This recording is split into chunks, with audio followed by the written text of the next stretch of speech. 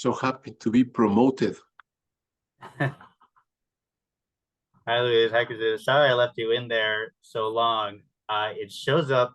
Do you see your name as Alexander Minkoff? Yes. Okay. Go ahead and rename yourself. I've never seen that before. I'm not sure why. I thought Zoom was just being silly when I saw myself in there 5 times, and then I realized, wait, maybe those are my people. Yes, and I will get the rest. Hi, Christy. How are you? I'm doing all right. How are you? I'm fine. Good. How is Vermont in these days? It has finally cooled down a little bit. I was going to ask, are your leaves starting to change down there? I've got a few twinges outside. So the weather has been so weird this year that leaves are falling, but I don't think that we'll have the same kind of foliage that we have every other year. Yep. I don't know. We'll see. Well, hello from the north. Hello. Hello, Daniel. Or should I say Daniel? Daniel. Nice to meet you. Nice to meet you, Daniel. Hey, Dana. Hi, everybody. Hi, Alex. You may have missed it while you were in the attendee room, but I'm sorry I left you in there so long. I thought Zoom was telling me that I had multiple screens in there because it just said Alexander Minkoff. And then the coffee kicked in and I realized like, oh, okay. Hello, everyone. I have my screen off, but if you are in the attendee audience, 3:02 now, but maybe we'll give it a few more minutes. Let more people trickle in. And can everyone see my screen, the title screen? Okay, great. The thing that's very funny is like he knew the blogging and blogs were highly open for anybody that spent time in the SC and the audience nice things to say about him. He must be a really swell guy. Yeah. But the thing that was really he was college roommates with the guy that founded the consulting firm that like Beware that I'm at a conference, so you might hear some background voices and things of that nature. So okay, that's all right, Daniel. Thanks for letting us know. I guess we'll probably just aim to stay muted, each of us, until we're ready to talk, so there's no background noise.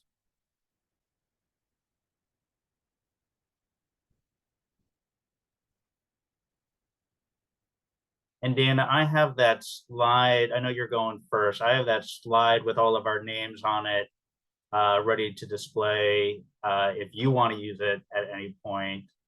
I don't know if you want to, like read off our names, or we each should say our name. Unless anybody objects, maybe just for time's sake, maybe I'll just start off just by giving an introduction to everybody based on the slide that you put up. I like it. Sounds good. Well, we are recording. I'll edit out this beginning part, but I'll go ahead and switch to that next slide. And it's 3:03 now. We've gotten a few more people in. So I say, Dana, kick it off whenever you're feeling good and ready.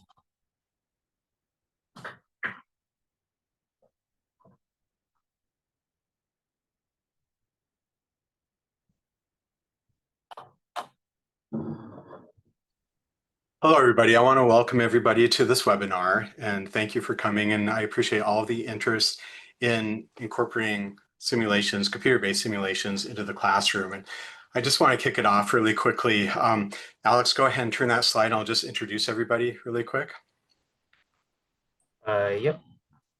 There it is. Okay, I'll start with myself. I'm Dana Harsel and I teach at the University of North Dakota, and I've been involved with the NASPAA simulation since about 2018. I sent students to the competitions 2 years prior and just saw what a great experience they had. And so that led me to get involved and go to the conferences and talk to some of the people that were involved in them. Let me introduce my colleagues here. Down the list, Dr. Luis Philip Luna Reyes from the University of Albany, Dr. Christina Barsky Daniel Silva, and Alex Minkoff from NASPAA. I want to talk a little bit about why, some of the good reasons why use simulations in the classroom. And one of the things that we've seen is the simulations have gotten a lot more sophisticated over time, and a lot of the computer-based ones rely on these really complex systems dynamics models where you can model in all kinds of variables, and the simulation will play out and show you how one variable affects another. So in a lot of ways, no two simulations are going to be the same. The outcomes will be different, and in some ways, maybe almost have a almost infinite number of possibilities that you can see for outcomes. But just some of the reasons to engage in them. It's an excellent bridge between theory and practice. And this is especially important for some of our aspiring public service students. It can build readiness for fast-moving crises and complex or wicked policy problems with imperfect information. And all of us experienced this in the year 2020. A lot of my students who are in service working in government, they were having to redefine their human resources policies, their work from home policies, how to give services to their constituents all in real time. So these kinds of simulations can help prepare students for those kinds of situations. It can also help them, like I just said, experience what it's like to work under pressure. These simulations are often timed and is very fast paced. It can help develop teamwork skills, communication skills, overcome communication barriers, increase professionalism, and it can strengthen their technical and analytical skills. But I think one of the more important parts of this, from an ethical perspective, it can really push students to think about the trade-offs that they might have to make. We will rarely find a perfect solution that will solve every single problem that's presented to us. And sometimes we have to make very tough choices. And in these simulations, sometimes they're asked to do that. And I think one of the things from a more pragmatic perspective for us teaching in NASPAA accredited schools, it really offers us a chance to engage in activity which aligns really well to NASPAA's universal required competencies. And there's a lot of different ways that we can flesh that out as well. Just a brief history of the pandemic simulation. This was originally part of a competition back in 2018, and then it was reimagined in the year 2020. A lot of the variables were updated. It was first modeled after the Spanish influenza in about 1919, 1920. But then the variables were updated to reflect some of the real world realities we were seeing in 2020. The simulation itself offers a lot of different policy options that students can engage in. They have to talk about it before they can engage.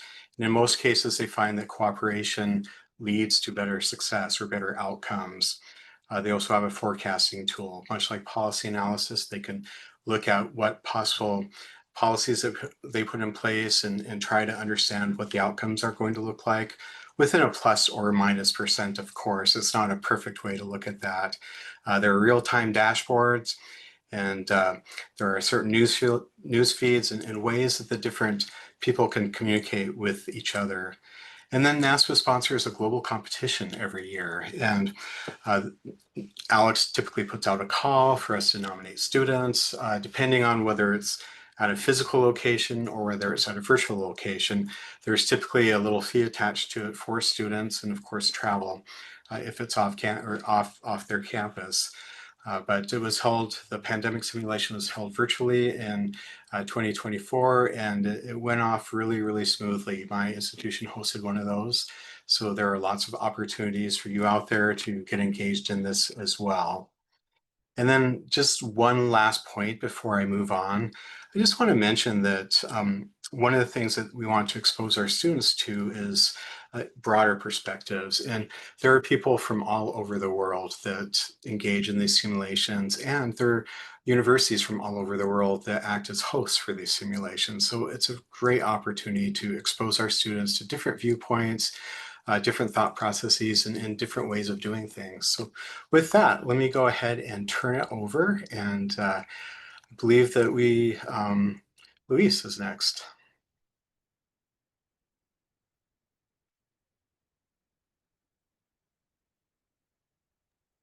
Hello, everyone. Apologies for the little hiccup, but then all of a sudden my main screen speaker misbehaved, and I kind of went offline a little bit as I was switching to this alternative screen and microphone. I have some slides to share. Is that okay if I share them, Alex? Can I do that? Please, feel free.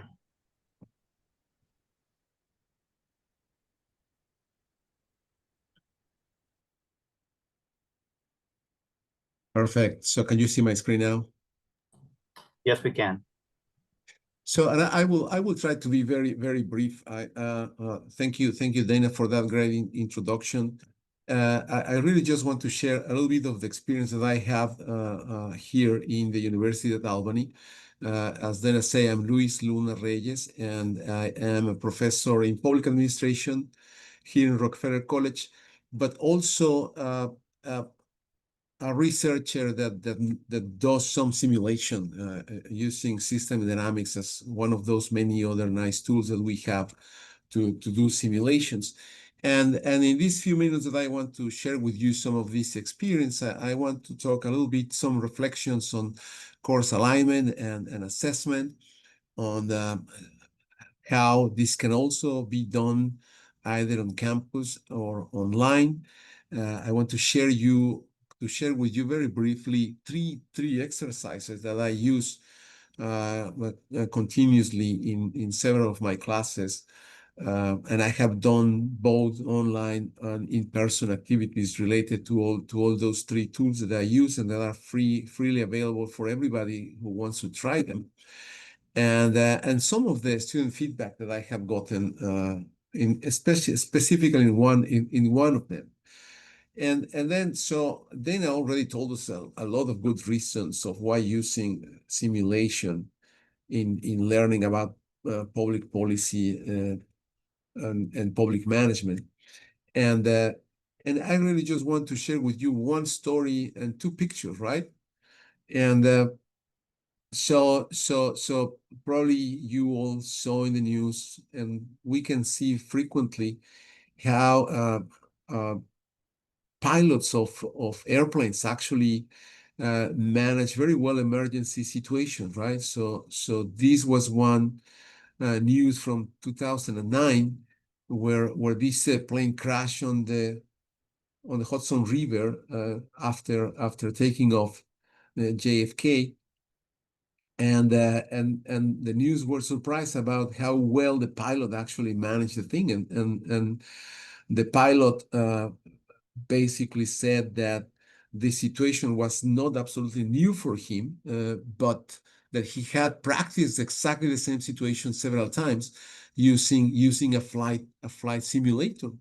And this particular news was so famous that it became a movie, and a movie related to the story of Sullenberger III, Chesley, who actually is a real person that inspired that movie, and the simulation plays a little role in that movie too.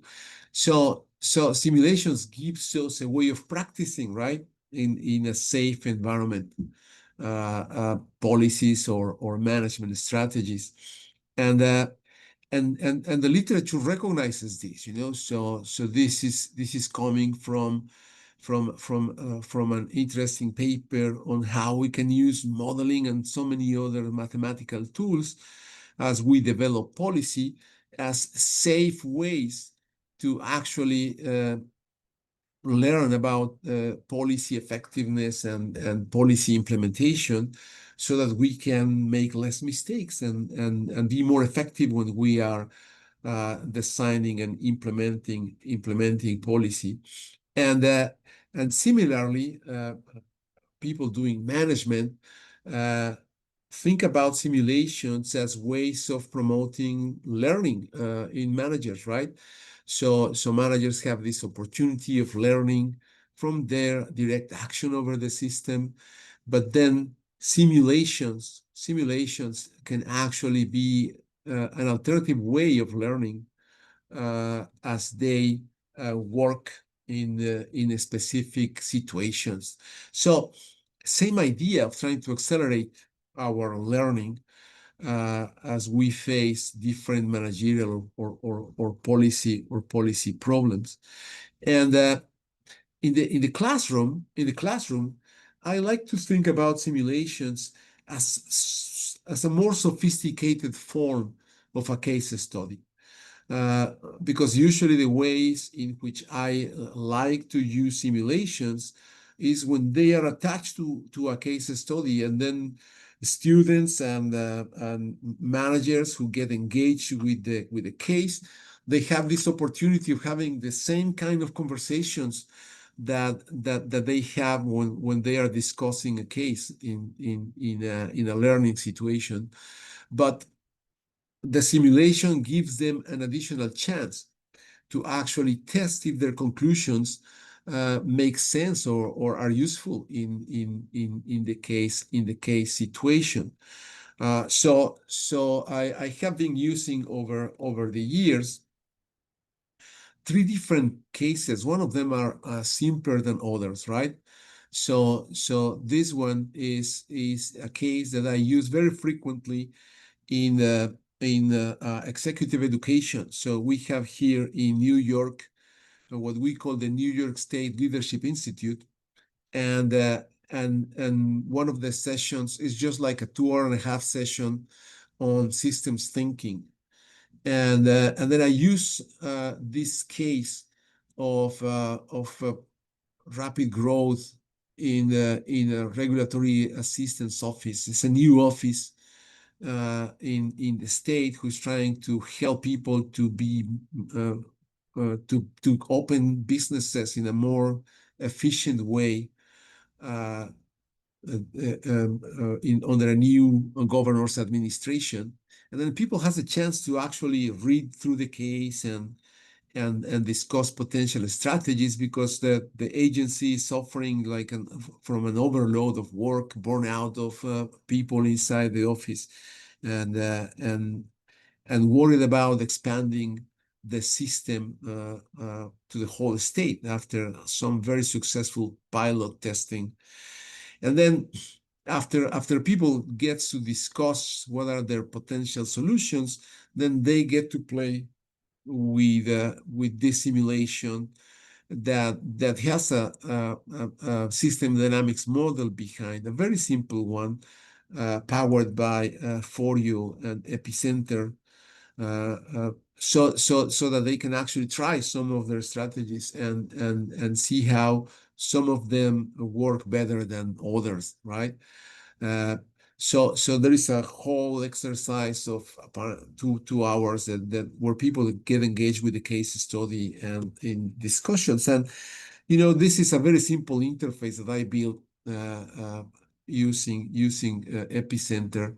And the three that I'm showing you are very simple. I have built them myself, and all of them have always this introductory page, but they also have some sort of a panel where people actually can make those choices. And this is another simulation that I use in a class about data and data science and decision modeling in our MPA program. And this is a different case where people is actually trying to figure out what would be a good strategy for have a emergency management under a hurricane situation, right? So then students actually get to think about different ways of or different alternative policies related with building codes, relocation policies, building barriers, or conservation policies. So, and then they get to figure out what could be a good policy package, as we call it in that class, like different, emphasizing on different of these policies, and they can actually try out all these different alternatives that they have thought as they work through the case. And one more, and this would be like in every of these simulations, we have this introductory page. Of course, there is a case written for each of these, a written case that people can read. A little overview on the web page, this decision section, and then they have a dashboard where they can actually see or compare how different policies that they try change the behavior of the system. And these simulations that I use usually are a little different than the simulation games, like the ones that are used in the simulation competition, because these simulations give people the chance of run experiments using all the time frame that they have for the simulation, so that they can see the short-term and the long-term effects of each of those different policies that they are trying. They can think about hypotheses, and they can test those hypotheses as they experiment with the simulation in their groups. Now, in most of this, I think that the first one is one that there's a group conversation. I usually do that in person, right? The second one is the one that I have done both in person and online asynchronous. And then people has to meet synchronous when they start discussing the case, but then we use other tools to actually coordinate presentations, so they don't even have to meet at the same time to create presentations for the results of the case. And of course, we have done that also in person classes, and it works effectively in both cases. We have to use different tools to communicate within the groups, but we find similar things. And for this one, I have only done this once, and it was quite an interesting example, because we also involved or included in the case experience a panel of experts in COVID. So this COVID simulation was about creating policy at the county level for COVID, and then at some point, after some research from the students and reading of the case, so we had the visit of a county executive and several actors of the and stakeholders in during the COVID pandemic, and then the students had a chance to actually discuss with them some of the policies that they were thinking or considering, getting feedback from people who actually lived the pandemic. So this was a more complete exercise, if you will, because it had the case, several team assignments, and this experience of being able to chat with professionals that were involved in this kind of problem. And specifically from that one, from that experience, we gather some feedback from the students, and it is published in the Journal of Public Affairs Education just couple of months ago. So you can read more about what the students actually got from the experience. And interestingly, so they got from everything, right? It's not just a simulation. As I was telling you, simulation is a component in a more complex case where learners have a chance to learn from many different ways, right? In this case, students were learning about that experience with the people in the panel or this panel of experts that came to chat with them about COVID problems. They of course learned from the simulation and how all the different pieces from the simulation helped them to produce more impactful results They learn from the final presentations, right? Because the people from the panel, some of them came back for student presentations, and then they were listening to the recommendations and asking questions that again gave students another opportunity to learn. And finally, from teamwork. Teamwork is really important and a key component from many of these exercises, the way that I see them. And of course, we will also try to measure not only the satisfaction, but some of the understanding of a pandemic and policies related to a pandemic. And this was a small group, but a colleague of mine has done similar experiences with larger groups, and they have worked perfectly. I'm gonna stop there. I hope I didn't take too much time. Thank you, Luis. I think we have Christina is up next.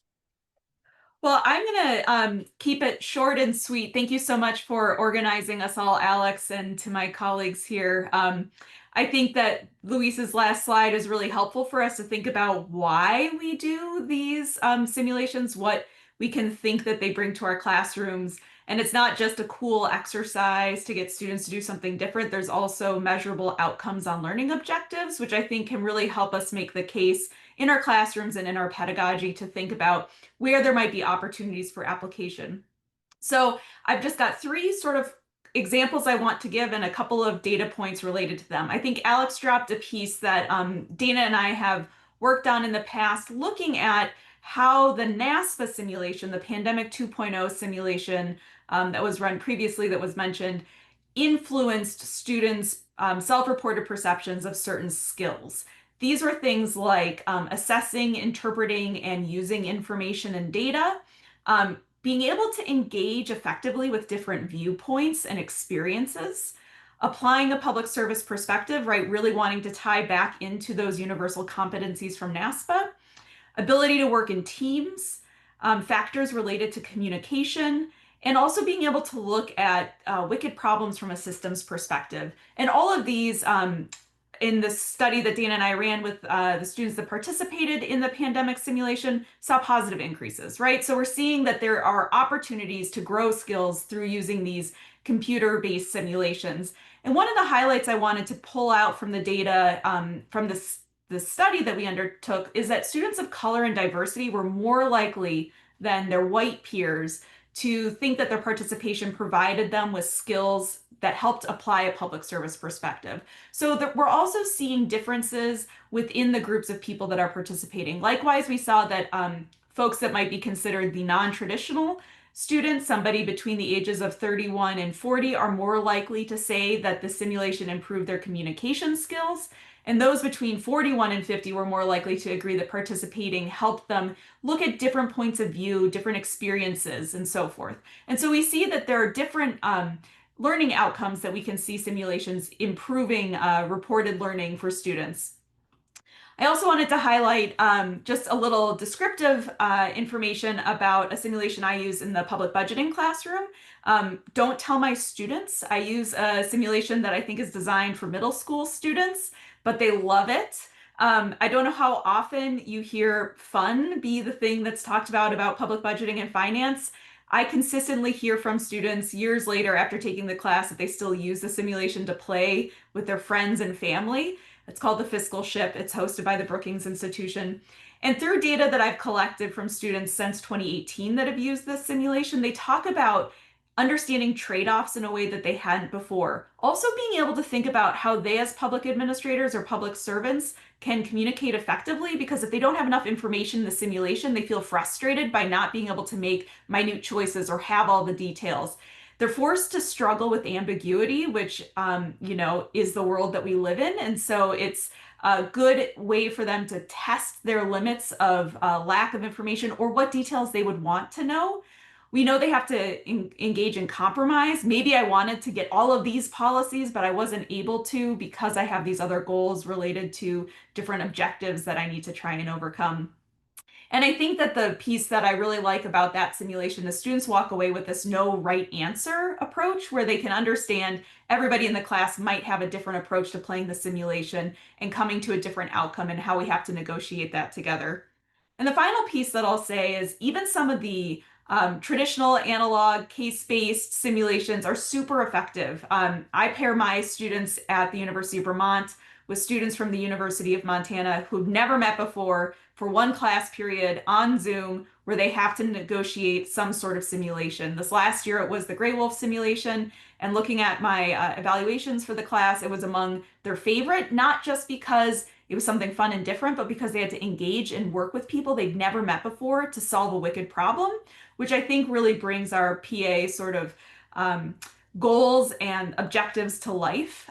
So I would just sort of wrap up by saying, over the years, we're seeing these simulations having positive impacts on student learning and also giving students a space where they can experiment, take risks, try things that might fail in an environment that isn't impacting the public in a negative way. And so I think that that's one of the real strengths that we have. I said I was going to keep it short, so that's what I'm going to end on. And because I think the last two things that we want to talk about are the most important. So Daniel, I'll turn it over to you, I think.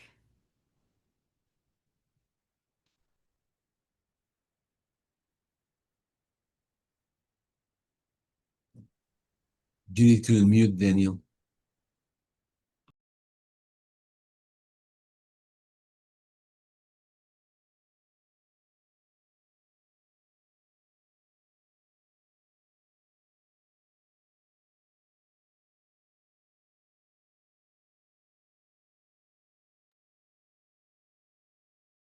Alex, is it possible from your side to unmute Daniel?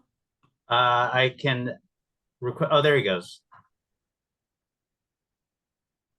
It seems that I got disconnected for some reason. Leaving. Oh, I think he may have lost connection. So I'll go ahead and do my part, and when Daniel comes back, we'll swap our roles. I will first open up my slides, and Let's unmute. Here I am now. Do you hear me? we can hear you. Okay, good, good. So sorry for the disconnection here. Essentially, I wanted to quickly present DMS International. And we've been supporting the simulation group within NASPAA for over 3 years now. As Dana and other members of this panel know very well, the simulations that we currently maintain for the right lack of a better word, came out of the University of Virginia, CLSG, which for some reason closed down, and they passed the assets along to DMS International. So we give a new life to the simulations by hosting them on Amazon and by having the earlier developers refurbish some elements of the different simulations, including pandemic, which is what we are discussing here. It's been fairly successful because during the years of 22, 23, 24, competitions were held, and we would say almost globally, because we've had American University of Cairo, University in Budapest and Bangladesh, while several US universities were playing at the same time. So those were, a form of success in terms of getting the simulations back on track in this network of public schools of, schools of public administration and public affairs. The Metro, and I'll touch on the different simulations that we host currently.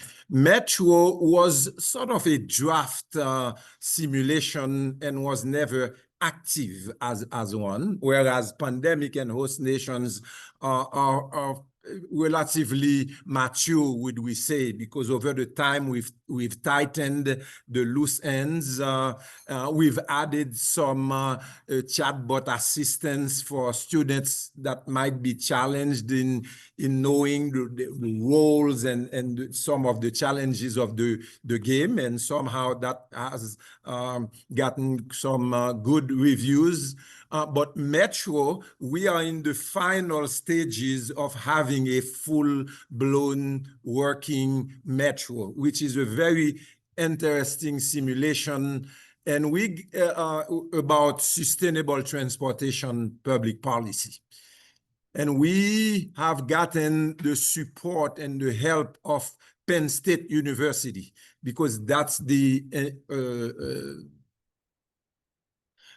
simulation that they were interested in undertaking, and so they really provided all the parameters, what was needed. And we would say we are just in the final stages of testing the simulation, and it's working very well. I'm excited about that part of it because I'm sure in upcoming competitions, schools or NASPAA may choose to have Metro as a simulation of sort. And the intent for DMS is to continue to produce serious games, those simulations, and supporting NASPAA and its members in various situations and scenarios. But as you know, that requires complex and dynamic constructs, which I would call on different NASPAA members to feel free to support us in constructing, because you come with the subject matter expertise and we come with the technical aspect of developing those games. And we are getting a good handle on producing them much quicker than before, because we had to familiarize ourselves with the system dynamics and how to handle the subject matters themselves and the scenarios, the challenges. So as we said, those are complex tools that we have to build because the game concepts such as challenges, rules, scores, competition levels, encouraging us to develop solutions to address and accommodate the principal pedagogical functional variables. So if you have any questions, DMS International has been supporting government and universities for over 20 years. We are based in Silver Spring, Maryland, and we've been constructing a good team for simulation, artificial intelligence and simulations. So in our staff, we have the leader for that, who has a PhD in simulation building. So we are here to help and support. I know that one of the subjects that Alex wanted us to touch on was the use of real-world data, but that mostly comes from research from either the students or the subject matter experts that can provide such real-world data, which encompasses doing some research in things that happened and that need to integrate the game.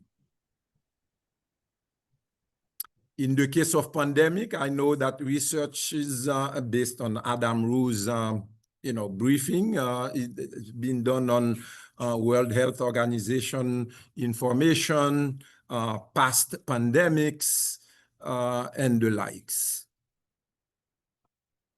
Questions? There are no questions in the chat, Daniel, but if you wanted to put a contact email in the chat so that people could reach out to, Yeah. or perhaps the DMS web link, I put a couple links in there myself. Okay. I can. Mhm. And then if you're all set with your portion, I can bring us home with the last portion. Yes, I am.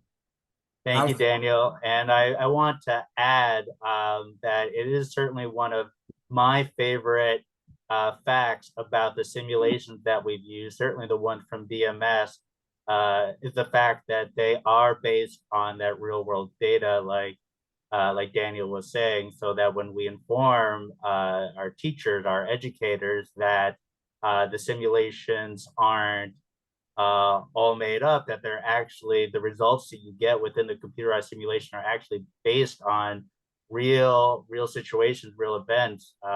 That does a wonder to solidifying the impact and the importance of that experience for students. But I'll go ahead and share my screen again because I want to talk about now a couple offerings, a couple ways that you all can access the simulation, whether you're a student, an educator, a dean, a program director, anything. NASPAA, DMS, the simulation committee, all of us have done incredible work to make these opportunities available to you in your own classroom or through events.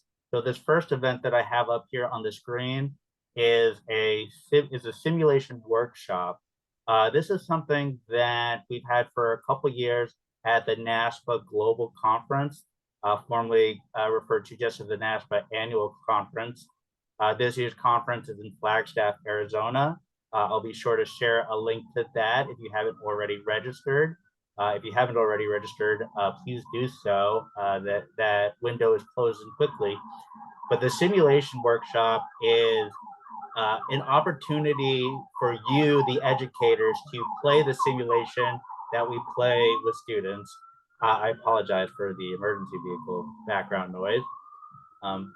During this workshop, we will spend half the time playing a simulation. This year we'll be playing the pandemic simulation from DMS, and we'll get to see what the students experience when they play this, whether at the competition or whether in the classroom, because we can talk a lot about how valuable and how effective simulations are, but it's something else entirely to sit down with a group of other educators and to play through this game, because you're going to realize that it's not just about the digital simulation part of the experience. It's about your interaction with your peers.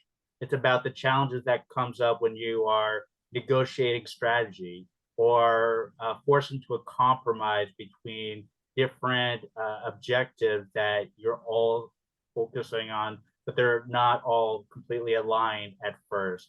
You can experience those challenges firsthand, which many of us have already done so as we're in the professional world, but many of our students have not.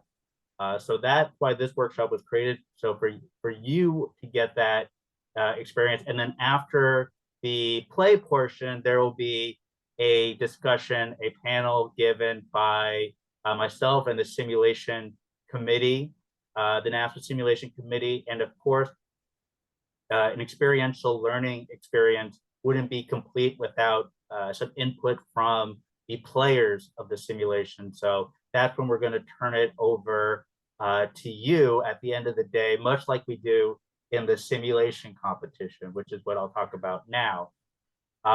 So I shared a couple links to the simulation competitions that we did, that we partnered with DMS with the last 2 years. I want to take this opportunity to also talk about the upcoming simulation competition, which is going to take place March 7th and March 14th. We're going to open up the registration to students from public service degree programs, including both undergrad and master's students. And we are currently open to partner schools who wish to host the competition. Now, this year it is a virtual simulation competition. And each year for this competition, we try and keep new simulation rotating in and out. So if you're looking for the DMS simulation, probably next year for that one. For this year, wildfire simulation, past 2 years, we did the pandemic simulation and the host nation simulation. So please look at those. And I also want to talk about a few ways that you can access the simulation because these are very important. One of which I'm very excited about because we've been talking with Daniel at DMS, and what we've been talking about is, and this is still a work in progress as I understand it, but DMS has graciously brought the idea to us about creating an opportunity in which a NASPAA member school can pay for a unlimited access for their students to take the DMS simulations in their classroom. And that is applicable, I believe, to the entire public service school and the public service students. So this is something that we are currently discussing and finalizing and hope to be sending out more information about that. Another good reason to come to the simulation workshop at the global conference, or reach out to me or Daniel about that if you're interested. I also wanted to share that about the wildfire mitigation simulation. That's something that we worked on with, or sorry, University of Colorado Boulder developed. They have a different pricing model there. There's the per student model. If a student is in a relevant degree program, it would be $26.75 per student to use the simulation once. And there are the Foreo epicenter simulations, which Louise talked about for developing own simulations. The base package for that is free, but only for a small number of uses. There is a payment structure that they have on their website for using it more, very similar to the DMS one. I came across a new simulation from Viewpoint Simulation called the Immigration Reform Simulation. This one is $35 per student. And then, of course, there's NASPAA's publiccases.org, in which we have indexed all of these simulations and teaching materials to go with them. Although with I'll say with the DMS simulations, it's a little bit better because they have a robust Canvas LMS that they use for housing their simulations. So not only do you get access to the simulation, you get access to the classroom management and the teaching notes for those simulations, all of which have been co-developed by our various experts here. And lastly, and as I said in the chat, these resources, these links, this webinar recording will all be distributed and made available to NASPAA members. We have publiccases.org, the website. We have a web page on NASPAA for training materials, which will include this recording and will include other simulation recordings that we've done in the past for training. And finally, we have several articles, scholarly articles available within our partner journal, the Journal of Public Affairs Education, that can be accessed by anyone. And all of those are conveniently housed within the NASPAA website, all of which I will distribute links for online to the webinar attendees. And thank you very much. I would now like to turn it over to see if we have any questions or any additional comments from our other panelists.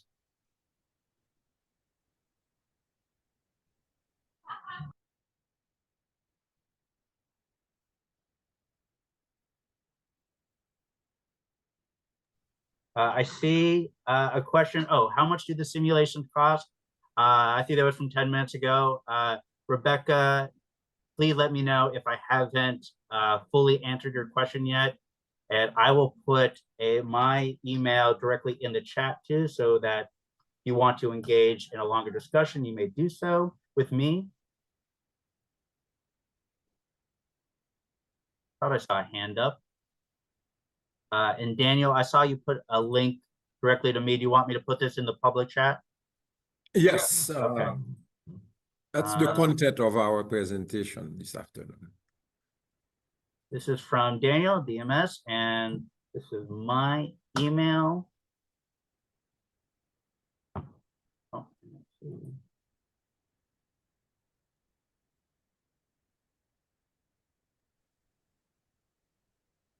Hey, Daniel, if I can ask a quick question, when do you expect to have that metro simulation up and running to a point where we can have it in a class, or buy it to put in a classroom? That was kind of exciting. We've tested it internally and are satisfied. Now it's in the hands of Penn State. They provided the new requirements because they've added some of their parameters besides what existed in the past. So we want them to give us the green light, and at that point, it would be put into the portal, and the Metro will be part of the simulations for use to all members. Great. And that one I think is distinctive because you could actually run that one asynchronously, or at least that's the way that it was first devised. Like people could log in on different days. Is that still a possibility with that one? Yes, it's still a possibility. However, we are talking about the city manager. So teams have to get together and provide the information to the city manager because he's or she is the only one that can submit policies to the public at large. Perfect. Thank you. You're welcome.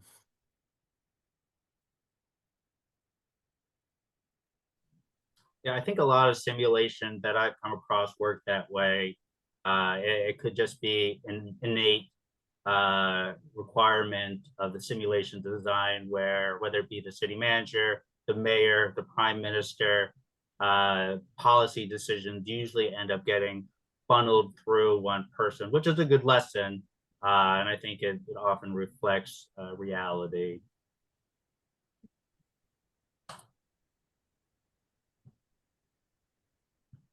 And I have a question for you, Alex, because you were talking about epicenter, and then so I do have access to the full epicenter Inforio through a NASPAA account. So is this still, and when I got that access, so there was some conversations that any member of any faculty in any NASPAA affiliated institution could actually get that kind of access. So, but I don't know if that is true, or if because I just asked the question, I will lose access to this full account or something. I think you're going to be able to maintain access, Luis. I think maybe it was forgotten about because my understanding is that the accounts, some free accounts were given for temporary free use. So I haven't mentioned to them that you still have access. I think you're making excellent use of it. But what I think we're going to try and propose with Oreo is something like what DMS had proposed to us for working together, where they have the simulation, the NASPAA has the network, of finding a way where we can work together to help bring more of our members into the use of the simulation tools that are available. But no, you're not. I have no plans for hurting your access. So I'll keep it on the down low. But I just wanted to say also that I think that is a very valuable resource because so it is actually it is Epicenter is built in a way that you can actually have a simulation built on an Excel file. and you can create a very nice interface for that simulation and make it and make it really useful for both faculty and students to actually have this opportunity to experiment with different kind of things. And just to add, because I like that both Daniel and you emphasize that these are based on real world data, but I also want to emphasize that these simulations that Daniel and you were talking about, they're also based on real world research, right? So the causality within the simulation that is making the inferences of the behavior, it's really good science. So I think that's important. And as a professor, I like that more than data sometimes. I'll provide even more information about Metro. Penn State intends to, once they've matured their game playing with Metro, to release it out to the municipalities within Pennsylvania, both rural and very urban types of metropolitan areas, and have them have the employees use the Metro simulation. That's how passionate they are about that particular. That's true. I don't think we really got a chance to mention much. Well, NASPAA is primarily education focused, but yes, many of the simulations we've come across, the DMS ones included, do find their way into being training resources for actual practitioners.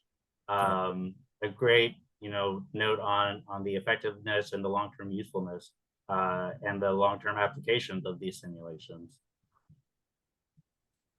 Well, I see we're coming up on time, and I got a notification that this Zoom account is going to be used for another thing right after this. So I'll go ahead and start wrapping this up.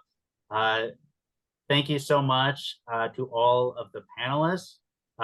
Feel free, if any of you want to put your email in the chat. No pressure, of course. I put my email in the chat, so I'm happy to take the emails, and then I can distribute them to you as needed.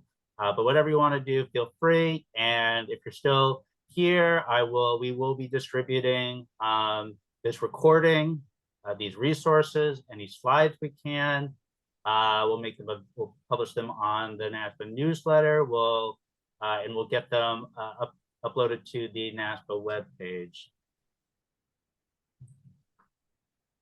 All right. Thank you very much, everyone. Thank you, everyone. Thank you, Alex, for organizing. Thank you, Alex.